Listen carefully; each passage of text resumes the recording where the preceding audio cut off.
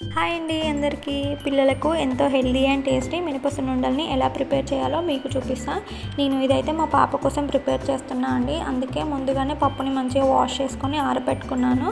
ఇప్పుడు నేను ఒక చిన్న టీ గ్లాసు పొట్టు మినపప్పును అయితే తీసుకున్నాను.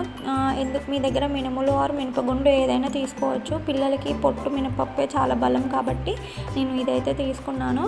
ఇప్పుడు ఈ పప్పుని మంచి గోల్డెన్ బ్రౌన్ కలర్లోకి వచ్చి మంచి స్మెల్ వచ్చే వరకు లో ఫ్లేమ్లోనే ఫ్రై చేయండి. నేను ఇది కొంచెం సేపు అయితే ఫ్రై చేసుకున్నాక ఇందులోకి ఒక 2 స్పూన్స్ రైస్ని అయితే యాడ్ చేశాను. ఈ రైస్ని యాడ్ చేయడం వల్ల పంటికి స్టిక్కీగా అతుక్కోకుండా అండ్ మంచి టేస్ట్ అయితే వస్తుంది. ఇప్పుడు చూడండి, ఇది ఇంకా కొంచెం సేపు అయితే ఫ్రై అవ్వాలి.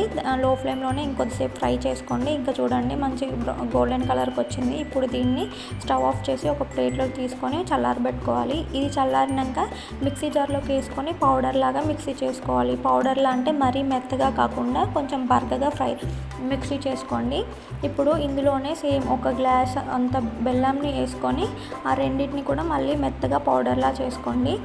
ఇప్పుడు నేనైతే పాపకైతే షుగర్ని అయితే అసలు ఇంకా ఇవ్వడం లేదు.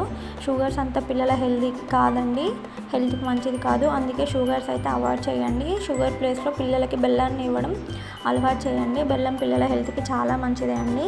ఇప్పుడు ఈ పౌడర్ మొత్తాన్ని ఒక ప్లేట్లో వేసుకొని దాంట్లో తగినంత నెయ్యిని వేసి ఫస్ట్ ఆ పౌడర్ అండ్ నెయ్యి మొత్తం మిక్స్ అయ్యేలాగా బాగా కలుపుకున్నాక బాగా మిక్స్ అవుతుంది కదా, అప్పుడు ఇంకొంచెం నెయ్యిని వేసి గట్టిగా ప్రెస్ చేస్తూ ఉండల్లాగా చుట్టుకోండి. ఇప్పుడు చూడండి, మొత్తం మిక్స్ అయిపోయింది కదా, అందులో ఇంకొంచెం నెయ్యిని వేసి బాగా మిక్స్ చేసి ఇలా ఉండల్లా చేయండి. ఉండల్ని గట్టిగా ప్రెస్ చేస్తూ ఉండల్లా చేయండి. ఇలానే అన్ని ఉండలు చేసుకోండి. ఇవి డైలీ పిల్లలకి 1 or 2 ఇవ్వడం అలవాటు చేయండి. ఇవి పిల్లల హెల్త్కి చాలా మంచిది. బయట ఫుడ్స్లో ఏం బలం ఉండదండి. సో మనం ఇంట్లోనే ఇలా హెల్తీగా ప్రిపేర్ చేయండి. ఇంకా వీడియో నచ్చితే లైక్, షేర్, సబ్స్క్రైబ్.